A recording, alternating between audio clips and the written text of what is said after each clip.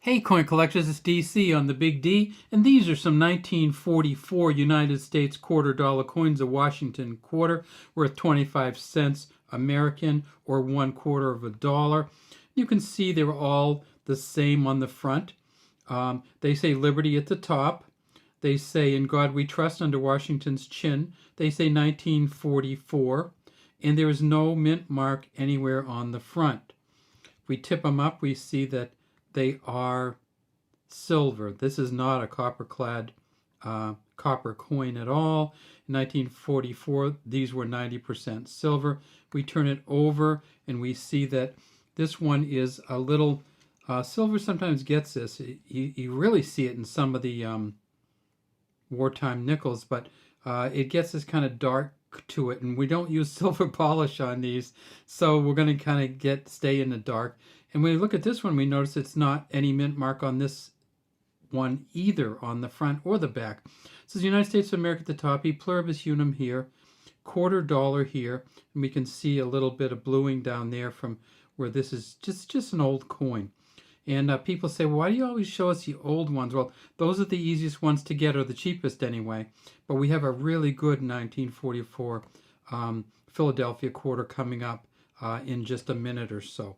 So what's the Philadelphia quarter look like? It has no mint mark on the front or the back underneath here, and that's where you'd put the mint mark on the Philadelphia quarter. In 1944, they made 105 million of these, the highest production year of any year of these coins until 1964. So this was a huge year. 105 million at the Philadelphia Mint, and this is, if we have three of them, we're hoping we have all three mints. Tip this up, and this is another silver one, and this is the Denver Mint. And look how worn out this is. Probably doesn't have the full complement of silver in it anymore, but it's still pretty valuable because they're hard to find. Even in this shape, they're worth $4 or $5. They don't go up to $8 to $10 until you get to almost uncirculated because there are so many. How many did they make at the Denver Mint? 14.6 million.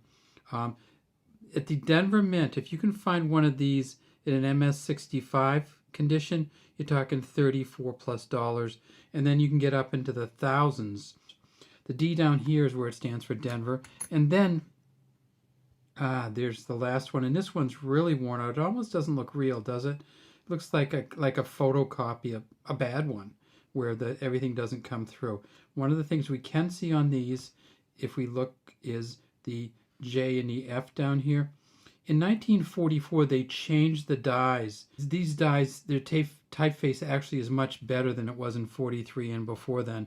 And the 1944s are just great. The date part of them, because they changed the dies and actually changed how big the numbers were on here. So that's why we can see some good definition, even though it's worn out.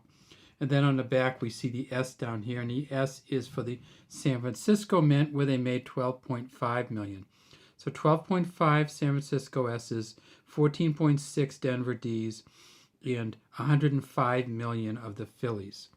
And I threatened that I would show you one that was in really good condition, and I will. And here it is right here. It's a Philadelphia 1944, or at least we think it is. And what do we look for in definition? Well, we look to see how many lines we can see here. We can definitely see that the Liberty at the top is just really fine. A lot of double dies in 1944, so always look for those. There may be a little bit of one here, but it's just kind of mushed a little bit, so I really can't tell on that. And then, of course, on this one, the John Flanagan is just huge. Tip it up on the side, and we see that it is black because the silver just kind of darkened. What about this one makes it worth a lot of money? Well, look at in here when we start to see the feathers on the body.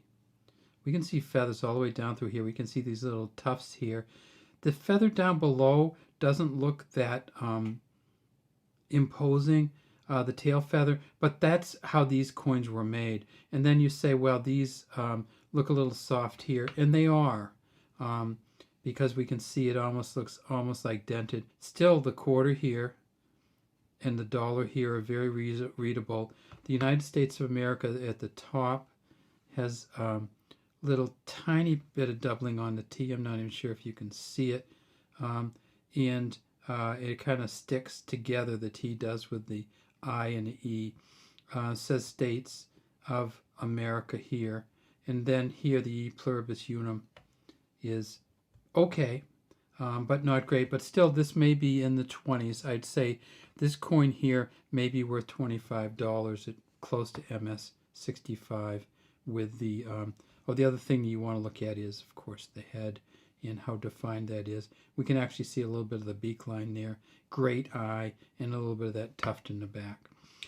All right, well, that's all we have today from Big D Coins. If you see one of these coins, make sure you keep it, because these are harder to find. It's harder to find a $25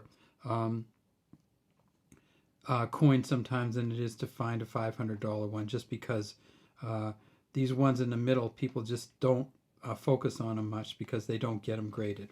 So look for these, and have a great day from Big D Coins.